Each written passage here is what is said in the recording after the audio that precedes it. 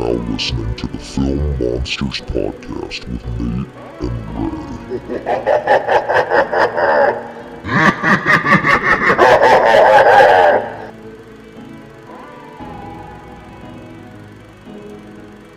Well, hello everyone, and welcome back to the Film Monsters podcast. I'm Nate. And as always, I'm Ray. And we're excited to be back. We had a lot of fun talking about the Criterion Collection last week. And Ray, I was really excited about some of the picks that you gave. I was looking online so that I can probably pick up some of those before the sale is over. You know, I was noticing actually, I guess Amazon is trying to do some snaking because you can find some of those for 50% off on Amazon right now too. Oh yeah, they want to make their money. So Ray, this is completely opposite, but I wanted to ask you a question. Are you familiar with what public domain is?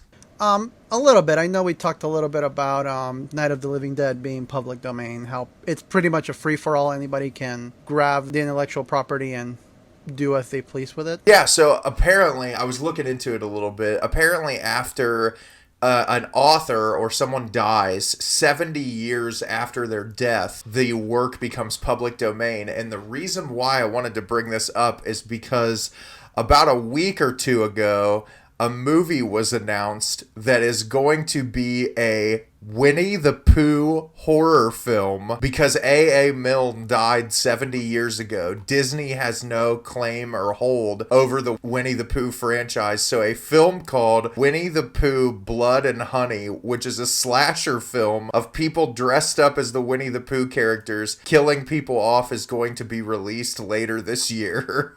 You know what is funny that you bring that up, because I totally saw that and I was going to bring it up myself. Despite that movie in particular, I think it really brings forth like this interesting conversation of like utilizing an artist's work, because I know now, like me being on YouTube, copyright claim is huge, especially for people who are trying to make money doing that online and like people constantly claiming their material. But I think it's really interesting that after this really long period of time that it's kind of just up in the air. Like I know like if you're making videos online and you want to use like any classical music, that's all public domain. But I think it's really interesting, this idea of taking this beloved children's material and turning it into something so like sadistic and dark. I think we can think, I don't know if you watch Willy's Wonderland. I think we can blame Willy's Wonderland a little bit for that, because I remember seeing the trailer for that movie and thinking it was going to be just a mess, but I watched it because of Nicolas Cage, and it was such a fun and entertaining movie. So I feel like as things, we talked a little bit about this on the last episode, as things get a little bit more politically heated and charged and socially, unstable at times in this country, I feel like people are starting to look for more escapes.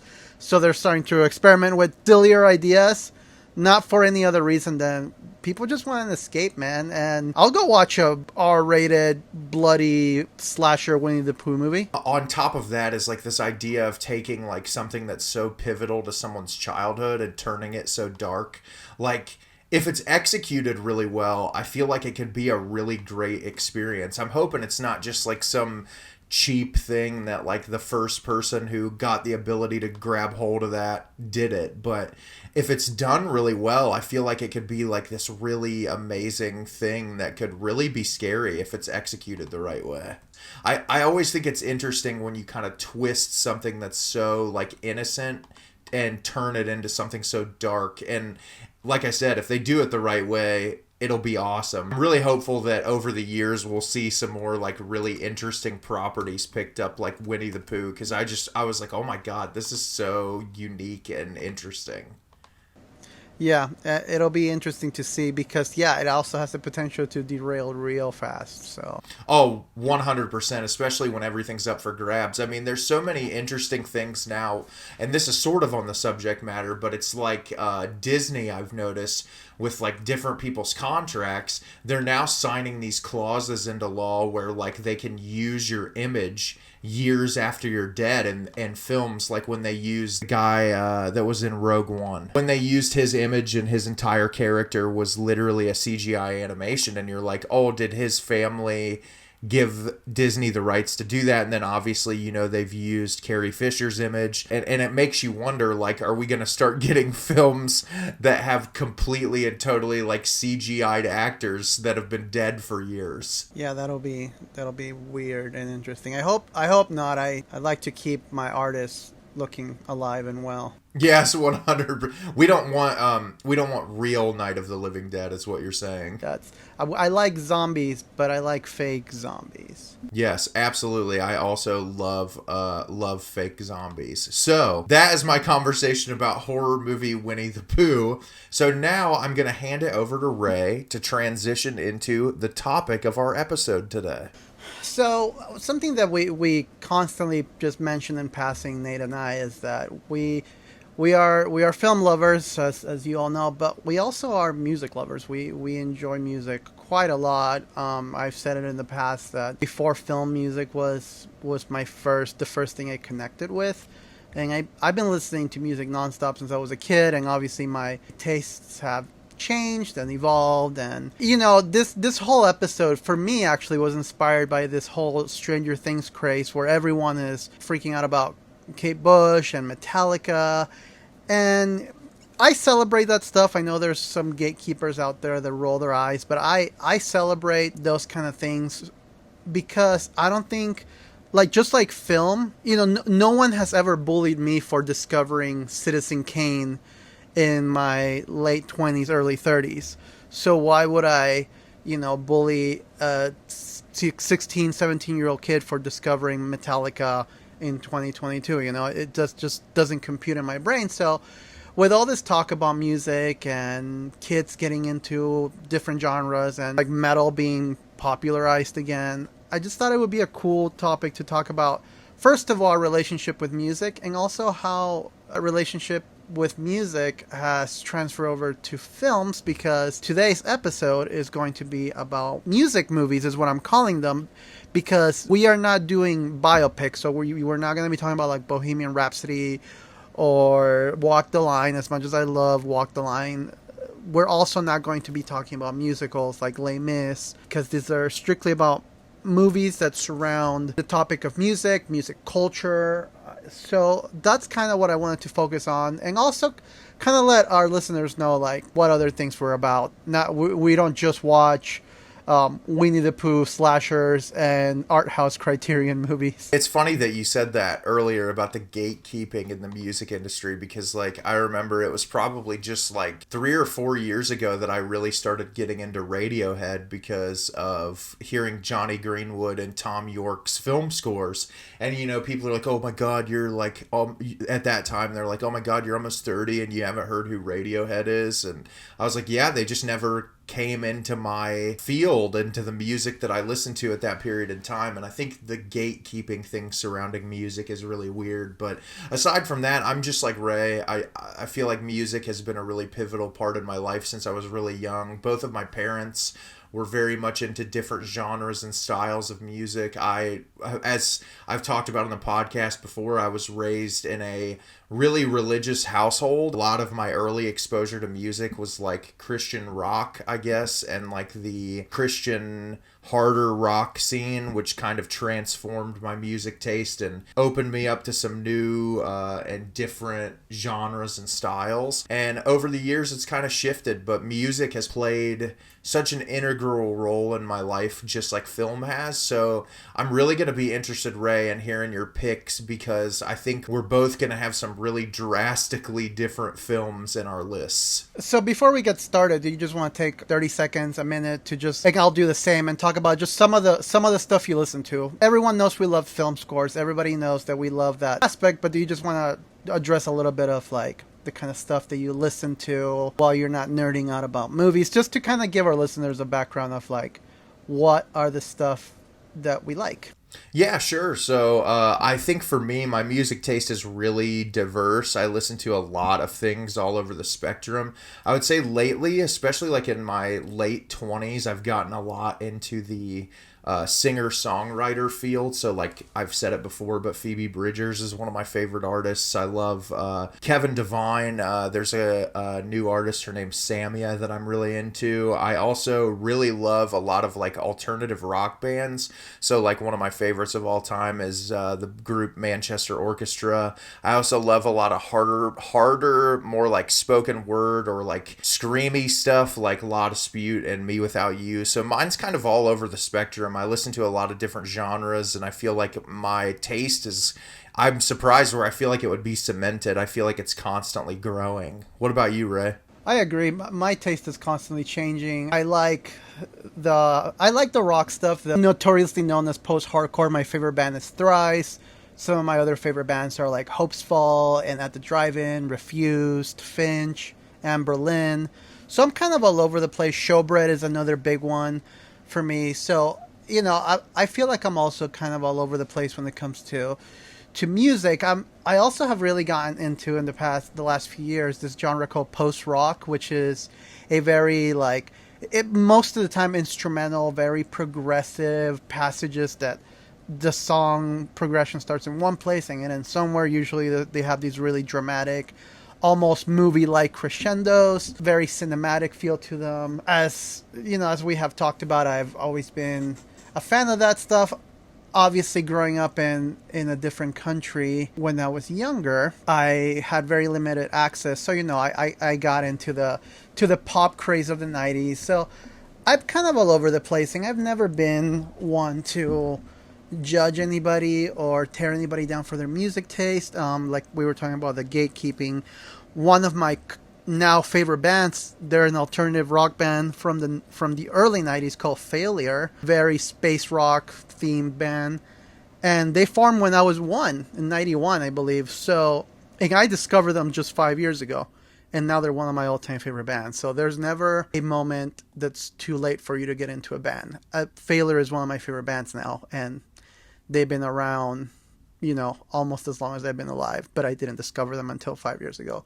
So that's kind of where I'm at. I'm all over the place between alternative, hard rock, punk, just kind of all over the place. I'm always finding new stuff for sure.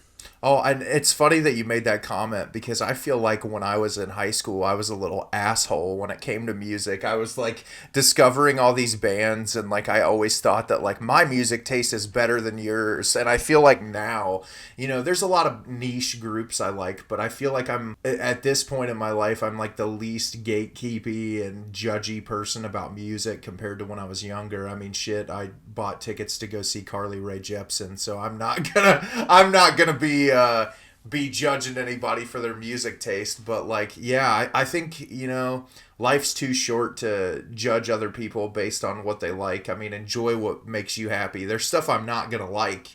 There's music I'm not gonna enjoy that people like. But I think enjoy what you want. Be happy with what you like. I mean, you only get so much time on this rock. You might as well enjoy it. Exactly. And that's why I wanted to transition at this point into the movie aspect of things, because thankfully, I don't know about you, I don't know what your experience has been, but thankfully for me, I have never felt that gatekeeping, that judgment from the film community. You know, when people found out that I hadn't seen, you know, for example, Citizen Kane, or another one that I watched, not recently, but maybe in the last 2 or 3 years, was Do the Right Thing. Nobody was like, oh my goodness, what's wrong with you? Everyone was like, stop what you're doing, go watch these movies, go soak yourself in them. And I feel like marrying the concept of music and attaching it to that culture of film where we want people to go watch these films, things would be so much better if we could treat the music community the same way as we treat the film community, where we can just be like, you haven't seen this, you haven't heard this album, stop what you're doing and go do this right now because it'll change your life. Yes, absolutely. I love that. I feel like I've never really been gatekeeped by anyone in the film community. I feel like, if anything, more like there are some people out there who can be relatively judgy if you're into like art house films, where like the casual moviegoer will be like, how can you enjoy that movie? It's so boring, or there's no clear-cut plot, or blah, blah, blah. I feel like it's a lot more of like, if you're into more intellectual art house pieces, there can be some judgment from a casual moviegoer as to like, why would you like something like that. But I've never really felt like judged for like, oh my god, it's been this long and you haven't seen Shawshank Redemption or something. Like, I feel like I've never felt that end of it as much as I have like the judgment of like liking something that's a little more abstract. So I don't know. I think that's a cool part about the film community is it seems like, especially in the niche or horror community, I feel like people are so excited when people get to see something for the first time and experience it for the first time. And yeah, I'm excited to talk about these movies with you, Ray, because I feel like it's weird when I'm looking at my list right now. The films kind of encapsulate so many different genres and like backgrounds of music that I'll be really excited to see what yours looks like too. Well, I'm excited. You want to get this thing going? Absolutely. Are you ready for my first pick? Let's do it, Nate. All right. So my first pick is actually going to be a ridiculous, over-the-top horror comedy from New Zealand. And believe it or not, Ray, the title of this film is called Deathgasm. Oh, that one almost made my list. Yeah, so Deathgasm is, I've actually seen this movie probably 5 times, maybe 6. It's a movie that I always get super excited to show other people, but it's a film that music really plays a heavy through line. So just to give like a brief plot synopsis, there's this young kid, his name's Brody, and he's a teenager that lives in New Zealand, and both of his parents die. And he is forced to move in with his hyper-conservative aunt and uncle. And he is like a metalhead. I mean, he wears all black. He paints his fingernails. He's got all these death metal t-shirts and posters. And so he's clearly the outcast. And he lives at home with his cousin David, who is like this huge asshole. Him and all his friends bully him and beat him up. And his only friends that he makes in school are these like Dungeons and Dragons nerds. He finally goes to a record store one day and he meets this kid named Zach, and he's like a super big metalhead. They start to bond, and they decide one day that they're gonna go venture into this house of this old metal musician. They find out this metal musician who they love lives in New Zealand, and they want to go into his house. So they go in, and he's like asleep in there, and they find this record that's in the house, and he tells them, hey, take this, and these people sneak in and they kill the guy in the first like 10 minutes. And so they take the record back home and they open it up, and it's not even the record that's supposed to be inside, but what is inside, this piece of sheet music. And they decide to play it, and it's called the Black Hymn. And when they play it out loud, it turns everyone in the town into like Evil Dead-esque deadite demons that they all have to go through the town and start killing. This sounds amazing. Yes, it is absolutely incredible. It is super violent. There is a scene where they fight zombies with dildos. It is like one of the guys, Ray, it's wonderful, one of the nerds in the group uses Hulk hands as his weapons. It's wonderful. And then there's this young girl, her name's Medina, who shows up, who's like this really, there's this amazing scene where they start a rock band together, the two D&D nerds, Zach and the lead character, Brody, and they shoot this music video in the woods, and they're all like in corpse paint, and they go out, and that girl, Medina, she's like the preppy, you know, like cheerleader girl, and she starts talking to Brody, and they're sitting on this bench, and they're eating ice cream together in like the daylight. It looks so funny because of the contrast, but there's this really great scene where she asks him about what kind of music do you listen to, and he starts listing all these metal bands that are like have really gross names and stuff like that, and she's like, why do you like that music? It's just like loud and annoying and terrible. And he says, or she says, like, isn't it just guys screaming? And he says, like, well, when life sucks and you feel alone and by yourself, you put on metal and you know that someone else is experiencing the pain and the rage that you're feeling. And coming from his character, who's lost both of his parents, is put with these people who isn't like him, it really puts into perspective where he's coming from. And so you have that relationship between those two where she starts to get into metal music, and there's a lot of funny moments around that. And then for the most part of the movie, it's just like this really intense, over-the-top, violent film of these people killing demons to this really hardcore metal soundtrack. And it's just such a fun movie. And it's one that, like, every time I show people, they're like, oh my God, this is so entertaining. And I know the director a few years ago has mentioned that there was going to be a sequel, and it came out in 2015, and I haven't seen a lot come out around it since. But Ray, it is a movie that I feel like would be 100% catered to your interests. I think you would really love it. And it's funny because, yeah, when I made the list, and like you and I talked about off the podcast, I had like 10 movies to pick from, and then I was like, but then there's this whole list of movies I haven't seen that I should check out, and I just didn't have time to get to that one. But now I'm sad I didn't watch it. That sounds amazing. Yeah, it's really insane. And really the movie that I would compare it to the most would be Evil Dead. It really has the feeling of Evil Dead.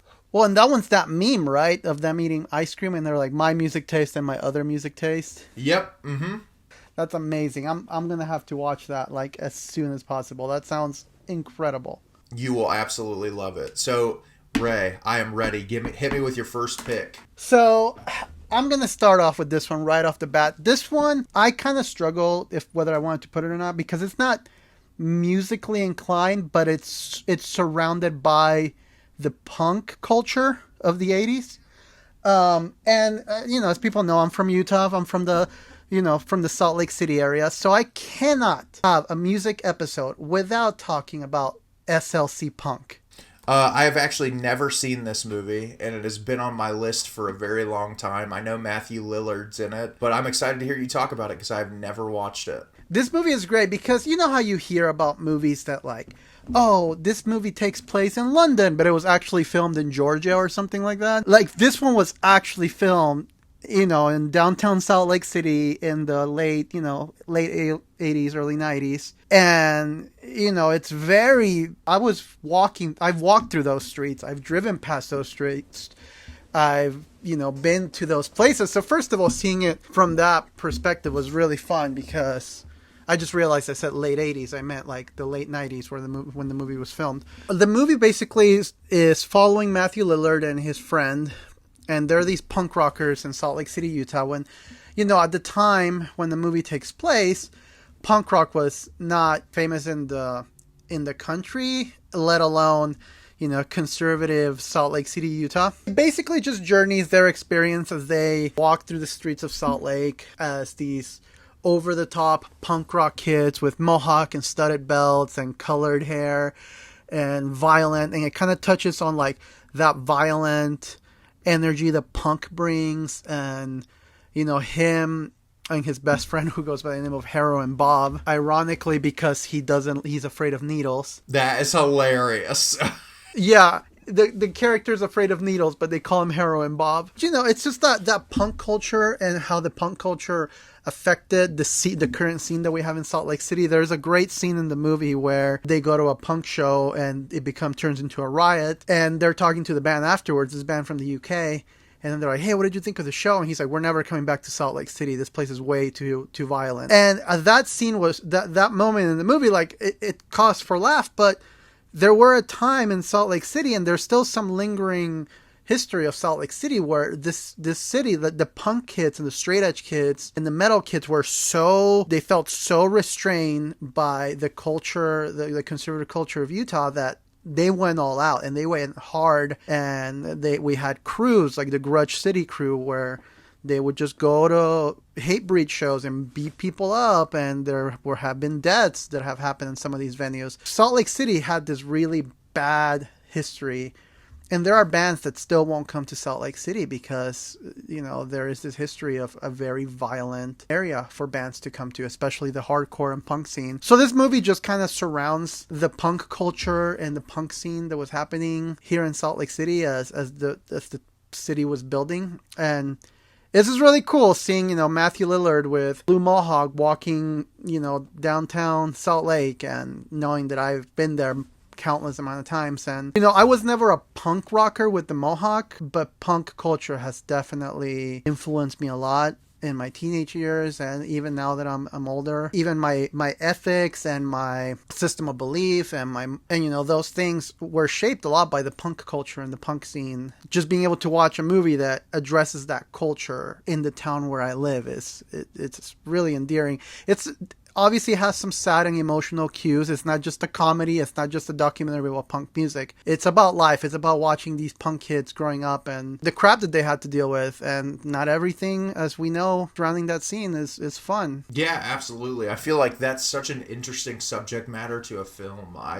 I've seen the poster for this like 1,000 times, and a bunch of people talk about it online. So this will be one I add to my list to watch soon, because I feel like knowing the background of it and the culture surrounding it, that it'll be something I really, really like. For sure. So Salt Lake City Punk is my first choice because I'm a Salt Lake kid. I cannot address Salt Lake City Punk. So, believe it or not, this next film on my list is a movie that I just watched for the first time this year because it was released this year. And the movie I'm going to be talking about is actually a Shudder original film called Hellbender. Have you heard of it? I think I've seen the promotion for it because I follow Shudder on social media. So I've seen the promotion, like the promotional art for it, for sure. Yeah, so Hellbender is actually done by a group of directors, which comically enough, they're called the Addams Family. And it is a husband, a wife, and their daughter, and their names are John Adams, Zelda Adams, and Toby Poser. And this movie was something I had no idea what it was about when I went into it, other than the poster really intrigued me. But the film stars the daughter, Zelda Adams, and she plays a character named Izzy. And she lives in the middle of nowhere with her mom, played by her actual mother, Toby Poser. And they live out in this isolated space together, and the opening scene of the film is them in this like crazy makeup playing this really heavy grunge music. The daughter plays drums and sings, and the mom plays bass guitar, and that's it. That is all the music is, but it is so intense and grungy. And I loved the score to this movie. And music between them is their biggest bond together. Like, music is like the through line of their relationship throughout the movie. And every time they go to have like a really intimate conversation, it's always while they're playing music together. And so they're isolated in this space in the middle of nowhere. And at the beginning of the film, there's this scene where it's like a flashback to a really long time ago, where you see these witches being executed. And cutting into modern day, you're given these really weird, like surrealist images that are thrown at you. And slowly, as the film unravels, you discover that this family has ties to witchcraft, and that the mother might be able to practice witchcraft. And the film is the daughter slowly beginning to understand that, and understand that she may have the capabilities to have these powers. And so it's this really awesome film about like this person who, I discussed it a while ago when we were talking about psychological thrillers with Dogtooth, where this mother is saying that her daughter is sick, she can't go anywhere. But is that just a ploy to keep her locked up so she doesn't have the ability to go into the real world and experience the real world? And why is she doing this? And she discovers these powers, and is she suppressing these powers on purpose? The music being the connection between these two characters, and they have these really awesome pieces of music that they play together.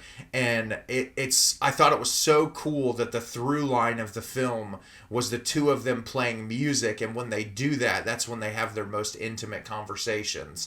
And so it was really cool to see a film that music plays such a center role without it being like a musical, like you said, or like a biopic or something, where it's like music. Without the music, this movie would not feel the same. And there's so many great cinematographical moments and great shots in this film that just look so beautiful. There's so many great practical effect sequences in this film. It really becomes just this visually stunning, bizarre, and wild movie that the third act is so insane. I would have never expected it to take the direction that it was going to take. So if you have a Shudder subscription, I would 100% check this movie out. And if you don't have a Shudder subscription and you've never used Shudder, go sign up for one of their free subscription trials and watch this movie, because it was so worth it. I know there was an independent record company recently that put out the score on vinyl. I still need to pick it up.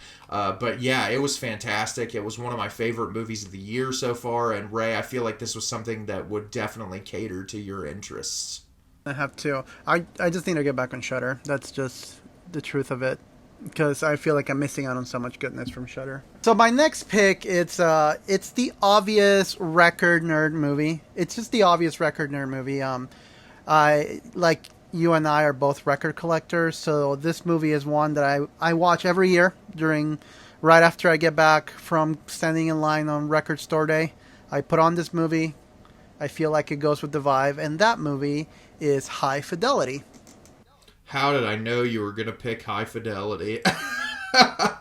Because it's every record nerd's anthem. I mean, I know some people don't care for it, but I love this movie so much. And going back to the gatekeeping topic, I didn't watch this movie until 4 years ago was the first time I watched it. And the world, when I told people I hadn't seen it, everyone's like, please just go watch this movie. If you're a record collector, if you enjoy that, record culture, music culture, record stores, go watch this movie. And the thing is, the movie is a comedy. It's I wouldn't even say a romantic comedy. It's basically, that movie is it's a dramedy where John Cusack goes through a breakup. He tells the story, his journey of self-discovery of he's trying to figure out why his relationships keep failing. So he goes back to his old ex-girlfriends from the past, to his top 5, as he calls them, from the past, to figure out what happened and why he is so messed up in relationships. And the movie is about that, but it's told through the lens of the fact that he's a record store owner, and he works with Jack Black, and I forget the name of the other actor, but they work together running this record store, and it's all of these music-oriented topics that they have. They are constantly making references. There's even a cameo from Boss. So there's all these references that he goes, as he's talking about record stores. One of my favorite scenes on High Fidelity is when he is arranging his record collection, and he was like, how are you arranging them? He's like, it's not alphabetically. He's like, no. Then what is it? And he's like, autobiographically. Oh my God, I remember that. And then he's like, autobiographically? And he's like, yeah, that means in order for me to remember where I keep Rumors by Fleetwood Mac, I have to remember that I purchased this in the summer of '87, but I didn't give it to that person for personal reasons. And the other guy goes, that sounds, and then John Cusack, comforting, I know. And it's just all of these little record nerd just mentalities, and they even address the gatekeeping in it, and it's just great. It's like I said, if you enjoy just dramedies, this one's great to watch, but it's also filled with all these music references, record stores. They make references to bootlegs, to first pressings, and all of this great stuff that if you're a record nerd, you're just gonna be eating that up. Which came first, the music or the misery? I love John Cusack. He's been one of my favorite actors since I was a really young kid, and I remember seeing this movie the first time and just seeing a film that's such a love letter to music and a love letter to filmmaking. I feel like this movie is shot so well. There's so many great performances in this movie. And yeah, it's definitely one that if you're a music fan, you have to watch. It's one of those things, especially for vinyl nerds. I feel like it's one of those movies, if you love vinyl, it'll just make you smile. Even if it's not a perfect movie to some people, I feel like there's something that you'll enjoy. Also, John Cusack constantly breaking the fourth wall, which in the 90s, that wasn't something that was done very often. So him breaking the fourth wall all the time was always great, because he's always, addressing to you. But yeah, High Fidelity, I love that movie. I watch it every year.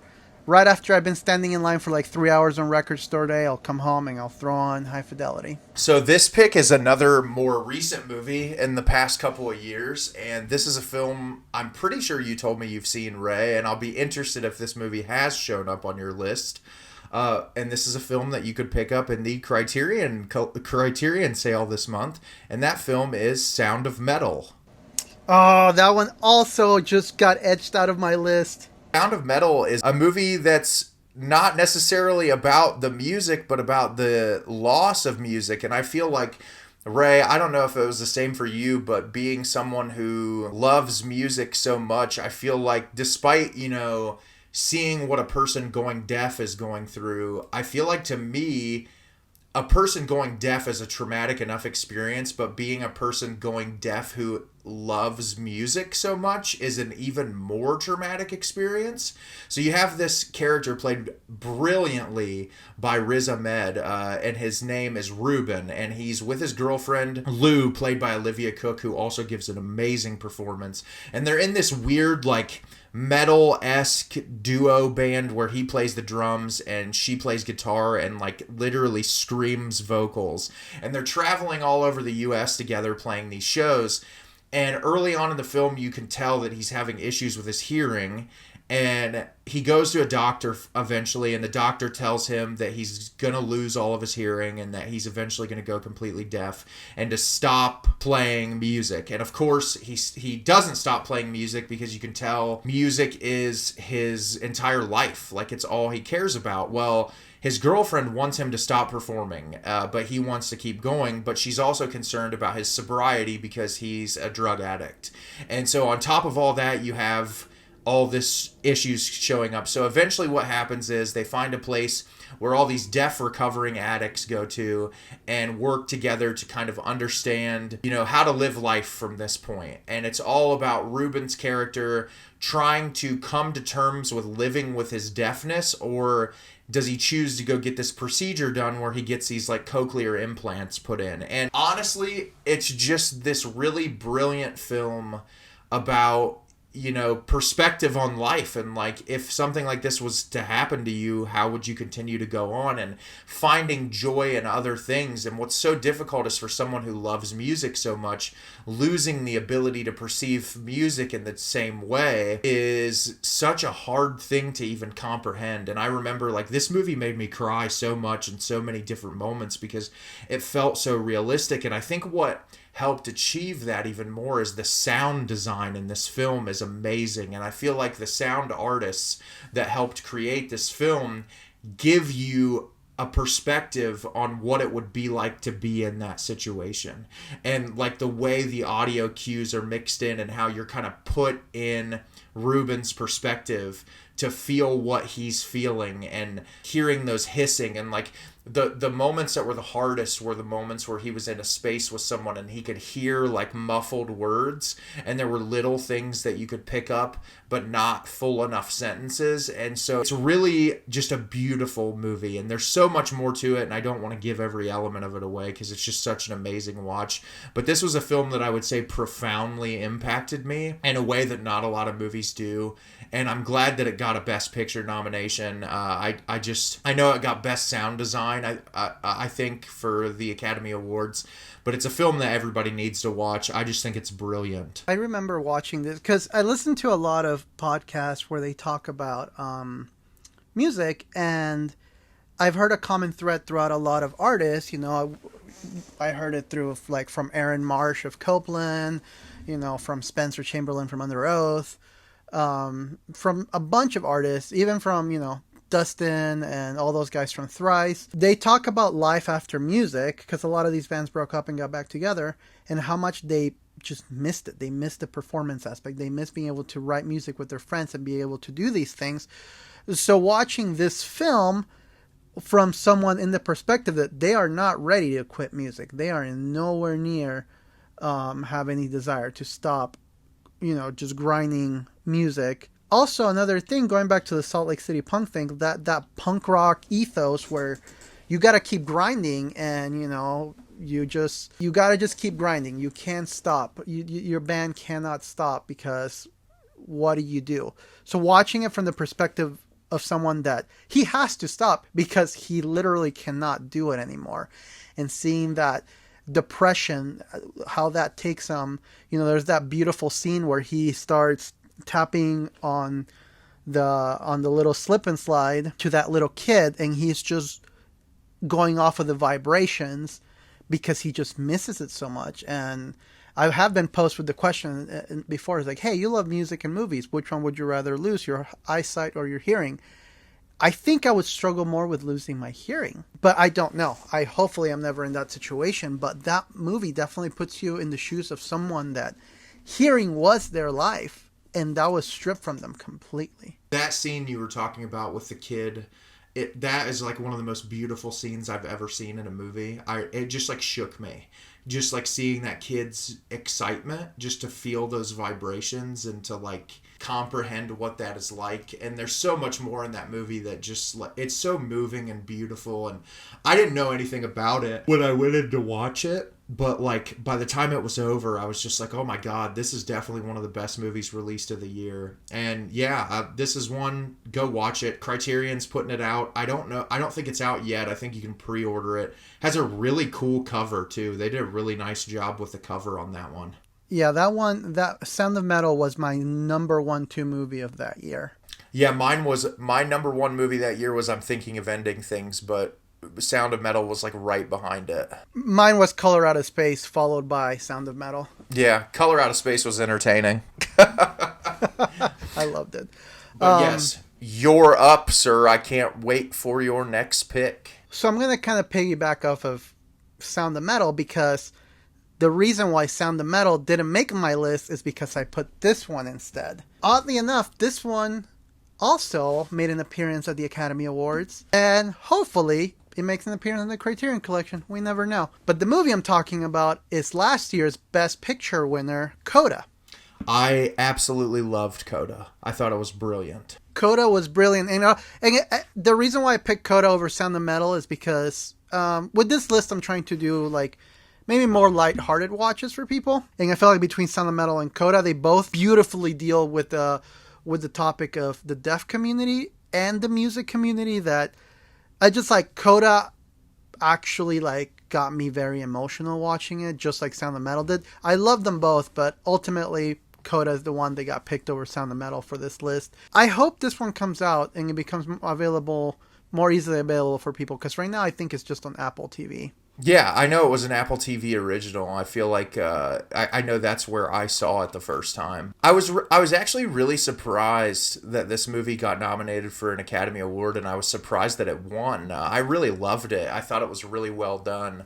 I'm glad to see films like this get this type of representation, because I do feel like there's a lot of beautiful elements in this movie, and I don't know, it was one too that I agree with you. I felt like it moved me quite a bit. I'll be interested to hear what you have to say about it. Well, and the basic plot of this movie is that this family, they're all deaf except for the daughter. The daughter can actually hear and she can speak. They have this fishing boat where they go out and fishing, and the daughter is the one that helps them because she's the one that can communicate with all the vendors and that can hear what they're saying too.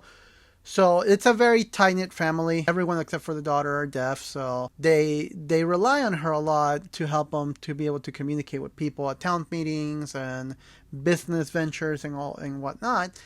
But this girl has a passion for music, and she wants to be a singer.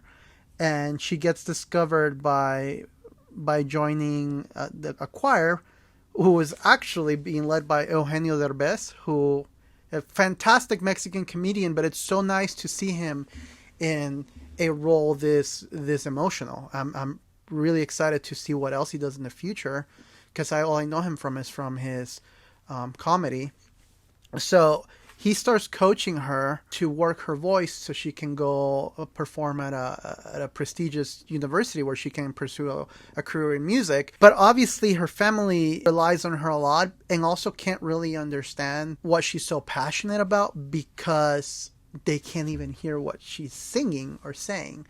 So it's this dichotomy of her trying to be like a helpful daughter in the family, but also wanting to pursue her dreams. But her family doesn't understand the dreams, not because the family is, mean or anything like that. Not at all. It's mostly because they can't hear, so they don't understand this passion she has for music, because that's not something that they, think about. It's just this beautiful story, and I wish at times we did spoilers, because there's some scenes in there that, oh my gosh, they were making me tear up so much. Yeah, I agree. I feel like what's funny about this, and I read a lot of people talk about it too, is this movie could have been like a really cheesy Hallmark-esque film, because it hits a lot of those plot points, but I feel like because it is done by a really great filmmaker who paid a lot of attention to detail on the family dynamics and the casting, that it avoids a lot of those tropes. Because I feel like this is a type of film that we've seen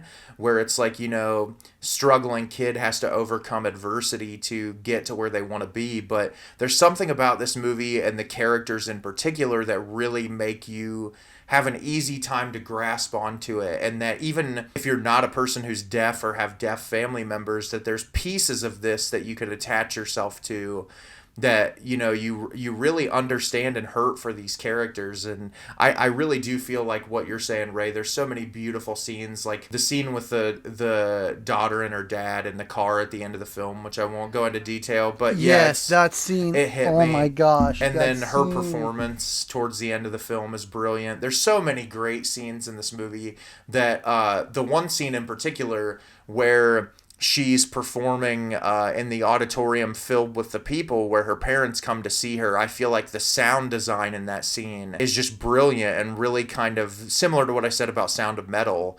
It really makes that scene hit even harder. Those were the two scenes specifically I was thinking about, the one in the truck and the one in the auditorium. They just, they messed me up for different reasons, but they were so incredible. Yeah, and I'm really glad that you wanted to talk about this. This movie was one I did like my rank list of the year, and I didn't watch this until the following year. Same. But I really loved it, and I thought it was really good. I think it ended up like number 5 on my list for the year, 5 or 6, somewhere in there. But it was still a really great movie, and I definitely think it's worth watching. It's one of those lighthearted movies that'll make you feel good, but also destroy you at the same time.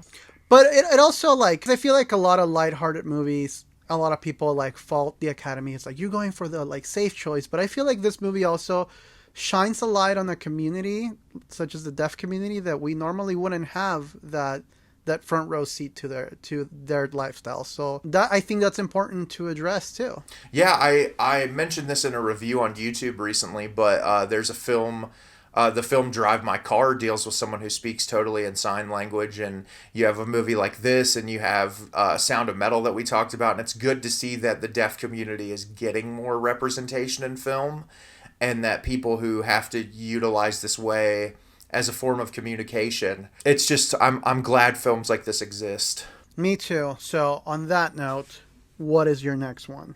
Yeah, so my next pick, Ray, I'm going to sort of break the rules a little bit, because I feel like this movie kind of teeters a line where some people may call this a musical, but I don't see it as that. I feel like it's much more of there are musical numbers in this movie, but I feel like it's much more of paying an appreciation to musicals. And I'm sure you've heard of this film before, Ray, but the movie I'm going to be talking about is the 2000 film from Lars von Trier, Dancer in the Dark. I haven't seen it, but I am aware of it. Yeah, so this is, speaking of films like Coda that will break your heart, this movie is probably one of the most depressing movies I've ever seen in my entire life. It's also one of the most beautiful films I've ever seen. The cinematography, the only way I can describe it is nauseating. It's shot... So Lars von Trier, as some of you may be familiar with his works for Antichrist and Melancholia, he was a part of this group for a long time, this filmmaking group who did these really experimental films where they set this list of rules for themselves to how they were able to film it. And so he was trying to, it's called Dogma 95, and he wanted to make a feature-length film that didn't fit all those rules, but that kind of had that handheld camera, VHS almost look. And so that's where Dancer in the Dark came from. So what it's about is Bjork, and one of her few films that she's ever starred in, other than The Northman recently. Bjork plays this young mother who moves to the United States with her 12-year-old son, Gene, and they live a really impoverished life, and she works at this factory. And she is gradually losing her vision because she has a degenerative eye disorder. And at the same time, her son is starting to show signs of the same disorder. And so every single day of her life, she goes to this horrible job at this factory to make enough money to pay so that her son can have this procedure. And so she makes friends, her neighbors, and I believe her neighbor is a police officer, and him and his wife live next door. And she starts to kind of get to know them. And I don't want to give too much away because it is really so much more about how this film will impact you while you watch it. But she is obsessed with musicals. And the reason why she's obsessed with musicals is because they bring this form of joy into her life that doesn't really exist. And it's such a beautiful thing because the first 25 minutes of this movie is just this somber, horrible thing that makes you feel so terrible, but Bjork is so optimistic despite everything in her life that is set up against her. And so the first musical number, when she breaks into singing this song, it's really almost jarring, and the camera work sort of shifts to where it feels much brighter and more livelier than the rest of the film. And so there's this contrast in between the scenes where she's singing and the scenes where the drama is playing out. And it's just this really beautiful piece about this mother who will literally go to the ends of the earth to do anything to protect her son. And to where I can't even tell you about the third act of this movie because I was like a mess by the end of it, to where I had to pause the movie because I couldn't even finish it until I was done crying because it was just so intensely beautiful. This is one of my favorite in Lars von Trier's catalog. It's just such a beautiful piece of work. And yeah, Ray, like I said, it's kind of breaking the rules a little bit because there's musical numbers in it, but it's so much more about Bjork's character's appreciation of musicals and how they bring her joy into her sort of miserable existence that she's trying to make the best of. And I love this movie. It's a movie I think everybody needs to watch at least once. If you're someone who loves cinema and you love the incorporation of music into film in a very unique way, because even if someone wants to call it a musical, it's not done in a way like any other musical I've seen. It's not like a glamorized Hollywood interpretation of what a musical is. It's not a La La Land. It's very gritty, dark, and very Lars von Trier. Didn't this movie notoriously just have a really bad relationship between Bjork and Lars? Yes, so Bjork has actually said in the past that this film is the reason why she quit acting. I guess her and her relationship with Lars von Trier was not great. Over the years, there's been kind of back and forth between the two of them. She said that that he was belittling and that he kind of similarly to what Shelley Duvall said about Stanley Kubrick. So yes, there are a lot of things surrounding that are very, concerning, obviously, but she gives such a brilliant performance in this film, and I feel like it would be doing her a disservice as an actress to not, mention just how amazing she is in this movie, and it's a movie that definitely profoundly impacted me. I need to jump on Lars's catalog, because I feel like he is a very controversial and polarizing director that I kind of want to know what he's about. Yeah, his films are all really brilliant, and I think one of the things that you'll take away from him is that he really parallels his experience with depression and anxiety into his films really well. The thing is, he's kind of a narcissist, and so you get that element in his films as well, and he's obviously very full of himself. He says some really stupid things. He's said some really stupid things throughout his career, and I think he just doesn't know when to keep his mouth shut, but it's one of those things where it's he's such a brilliant artist, it's hard not to completely appreciate his works. All right, well, I guess I'll have to dive into his catalog pretty soon. Hit me with your next pick, Ray. So for my next pick, I'm sticking to sweet and feel good still. This is a little indie darling that I heard a lot of people talk about it, and there was a big noise about this movie, and then no one talked about it anymore. This movie is a really sweet coming of age story called Sing Street. I have never seen this movie. Sing Street it's a movie starting well, I don't know how to pronounce his name, so I'm not going to try. But it's this teenage boy and his older brother, played by Jack Rayner from Midsommar. This teenage boy, his family dynamic is falling apart. His parents are fighting all the time. They're going broke. So they have to pull him out of his like fancy private school and send him to a Christian academy for boys. And this is in Ireland. And when he arrives, you know, he is this kind of posh kid in this really rough and tumble type environment. And he meets this girl that he sees from across the street. And he goes up and talks to her. And she's this like, you know, this really pretty girl that he is just enamored by, just completely taken by. And he's trying to weigh how to impress her. So she tells him she's a model. So without giving it a thought, he's like, you should be in a music video for my band. And she was like, you're in the band? And he's like, yeah, I'm in the band. And as he's walking away, he goes up to his friends like, we need to start a band. And it's just like just like a coming of age story of these two teenage kids that like head over heels for her and wants to impress her. So he forms a band and they start writing songs, and then he will sit down with his older brother and he will teach him about, you know, this movie takes place also like in the 80s, so he teaches him about Duran Duran and The Cure and all of these great artists. And this kid just forms a band and starts writing songs to impress this girl. And that's what it is. It's a coming of age romance of this kid that starts a, you know, like a new wave band in Northern Ireland so he can impress the girl.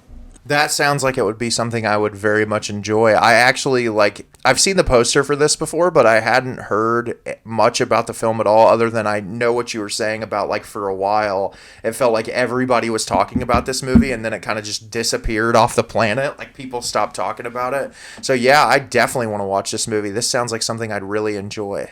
And it's a sweet movie. Like, there isn't anything like, I mean, there's obviously drama like in every movie, but this is a movie that you could watch with like your parents. You know, it's like a really sweet story, but the music is great, oddly enough. Like, you know, this teenage kid starts this like little new wave band, but I mean, obviously, you know, the songs were helped to be written for the movie, but they're really, really good songs. They're catchy. The rest of the soundtrack is great too. You know, you have, you know, Duran Duran, Motorhead, The Cure, like you have all these. And then all of their songs almost mirror a certain genre of music.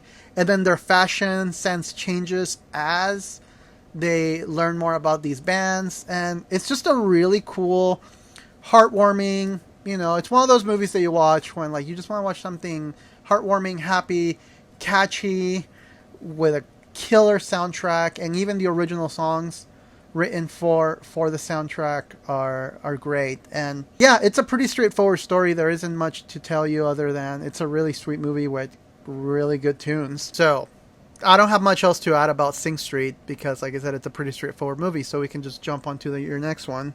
So my number one pick, I would say, when I was sitting down thinking about this is probably one of the films that incorporates music that kind of impacted me the most, as far as like how film can portray music in such a unique and beautiful way. And I hope that you've seen this movie, Ray, so that we can talk about it in detail. But the film I'm going to be talking about is from none other than the Coen brothers, and that is Inside Llewyn Davis. Also just barely made it out of my list. Yes, I love this movie. I'm a huge Coen brothers fan as it is already, and I'm someone who I see all of their movies when they get released. And I remember seeing the trailer for this and just being really interested in it, and I never would have expected that this movie would have moved me as much as it did. But pretty much, like, a brief summation of the film is Oscar Isaac plays this guy named Llewyn Davis, who's a folk singer, and he lives in New York, and his new solo album isn't making any money. And literally he's hopping from house to house, sleeping on people's couches. He's in a relationship with Carey Mulligan. They're struggling, and they're having like a difficult time together, and so that plays a part of it. And it's kind of just him and his cat. And he's trying to just figure out his way in the world and trying to figure out how to make it as a musician. And there's all these really very Coen Brothers-esque scenarios that just kind of feel like out of left field, where it's just like really bizarre, but it also adds to the story really well. And this movie is very bleak. As much as it tries to portray some optimistic moments, it's really difficult watch. But at the same time, I feel like it has this really brilliant message about, like, it is clear from the beginning of the film how talented of a musician that Oscar Isaac's character is. He is an incredibly talented musician who no one recognizes, no one pays him any mind, and I think that that's so pertinent to a lot of the bands and stuff that Ray and I like, they're incredibly talented people who, you know, have made this career for themselves and are trying to make it. I mean, I've seen these artists play in venues for 60 to 70 people who I'm like, how are they not playing for sold out stadiums? They're just so incredible. And you watch this guy who you're just constantly pushing for him to, like, when are you going to hit your successful moment? When are you going to have that moment that you make it big? And it never happens. I mean, it's like the last scene of the film is just it's such a brilliant scene that hits me every time I watch it. But you're just like, will Oscar Isaac's character ever get that success that he deserves? And I love the scene where he meets back up with Justin Timberlake and how Justin Timberlake was doing a very similar folk style of music to Lewin's before, and how he completely shifts how he does his music so that he'll sell albums. And that song Please Mr. Kennedy they do with Adam Driver is one of my favorite scenes in the movie, because it just is, it's really that, like, comedic perspective of the time shifting and how to sell records. And I love, there's a quote that Oscar Isaac has in the movie about folk music as a whole that really hits me every time I hear it. But I think that it's just a really beautiful movie about the struggling musician and about what it's like to be in this lifestyle of, like, trying to break it in the big time. And I just love this movie so much. I could talk about it for forever. I feel like the soundtrack is incredible. Every song in this movie is amazing. And yeah, if you haven't seen Inside Llewyn Davis, it's one of my favorite music-affiliated films. It's funny, Inside Llewyn Davis got etched out of this list and my Criterion list. You know what's funny? I did not even know that it's a Criterion film, so you've added one for me to purchase. Oh, you didn't know it was a Criterion film? I had no idea it was a Criterion film. You said it all, but just to add a little bit to it, my introduction to Inside Llewyn Davis, somebody showed me the Please Mr. Kennedy song. So I thought I was going to watch a comedy. It was a phenomenal movie, but yeah, like you said, I think it does shine the light on, like, the struggling musician. The fact that, you know, I just finished a book actually called Sellout, where the author talks about all these bands signing to major labels. And a lot of the stories don't end particularly well, because some of these, you know, bands like Thursday or the Distillers, where they sign with these major labels and then they try to change them and be different, and because they're trying to stick true to their art, they don't become the next, you know, big thing. So I think this movie in particular speaks to that, to Llewyn Davis just not wanting to surrender his creativity, but people don't seem to care, and that's something that's really heartbreaking in the music world. You know, it's great that if you want to support these giants, these legends, it's great if you want to go pick up a Beatles album, nothing wrong with that, but, you know, there's something to be said about the struggling musician that writes heartfelt, beautiful music, but no one is listening. Like, I think this movie really shines the light on that. And you know, it's a dark movie, and I think the darkest thing about this movie is that this story probably definitely isn't an isolated story.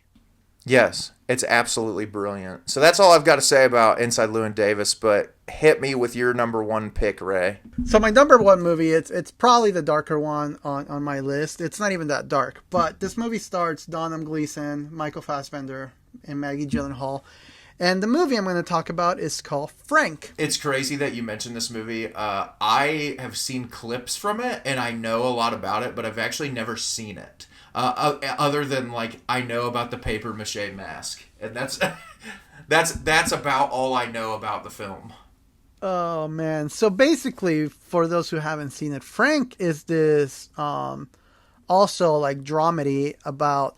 So Donald Gleason is this like aspiring musician. He's not very good, but he's trying to write music, And one day, as he's walking the streets of England, he sees a band outside, and they're trying to stop their, I think it's their guitarist from killing himself. He's trying to drown himself in the ocean. And they take him away, and then they need just a fill-in guitar player. And he approaches them while they're loading their van. And then they're like, can you play guitar? And he's like, yeah. It's like, okay, come to this gig tonight and you're going to fill in. And as they are doing sound check and they're about to start playing, this tall man with a giant paper mache mask on his head walks in and starts performing some like bizarre experimental music. And you meet Frank.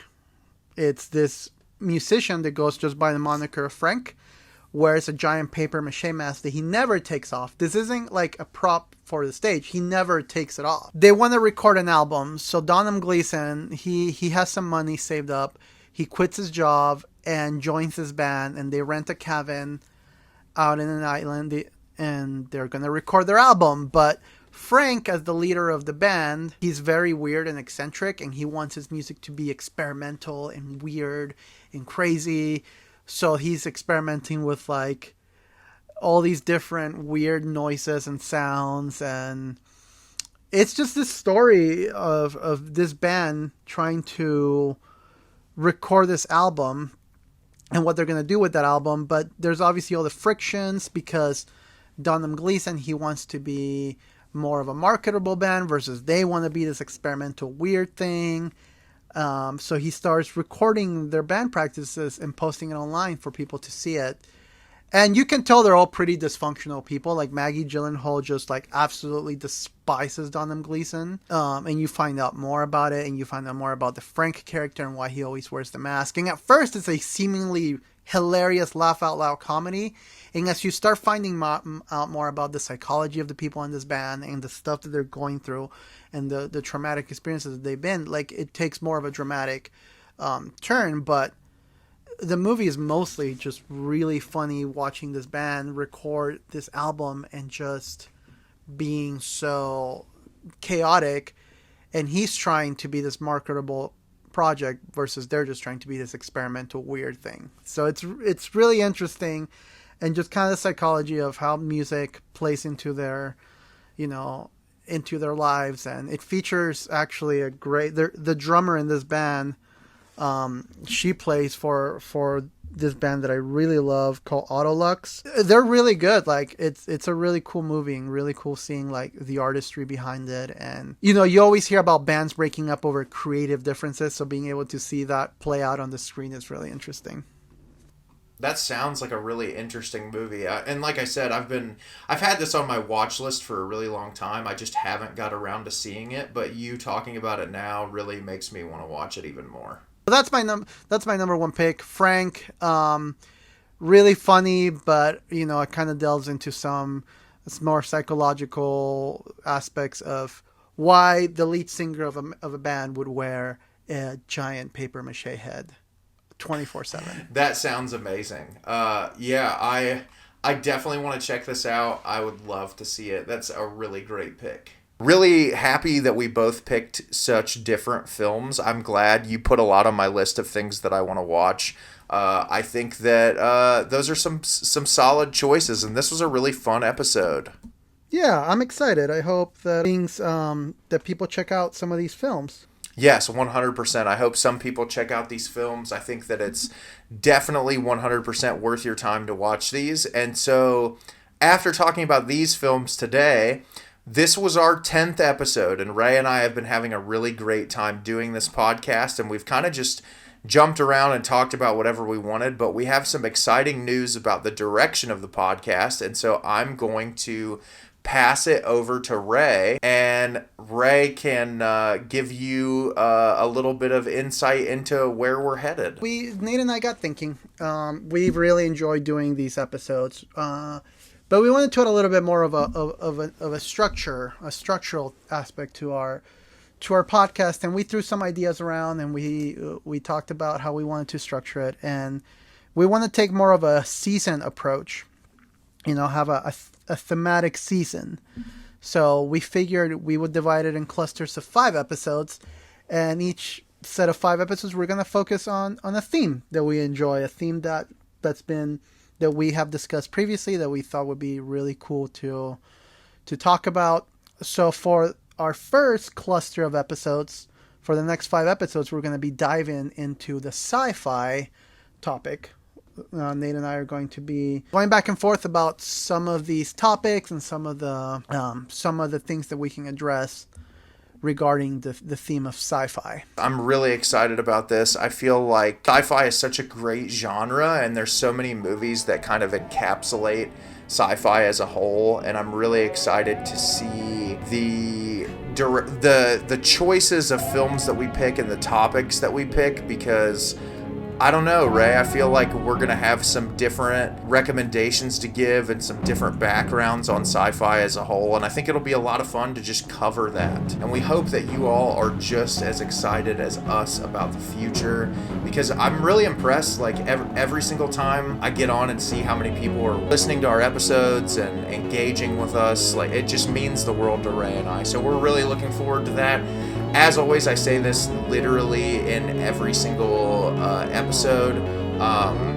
You can follow us on Instagram. We have our main Instagram, which is going to be at the Film Monsters Podcast, where you can connect with Ray and I both, or you can follow us on our individual accounts, where we have Ray's account is at AnalogC and mine is at MyExitUnfair. Please feel free to reach out, direct message us, send us messages, whatever you'd like to do. We 100% love engaging with you guys, and it's one of our favorite parts of doing this podcast. And yeah, as always, thank you so much for listening. We had a wonderful time this week. And keep on rocking in the free world.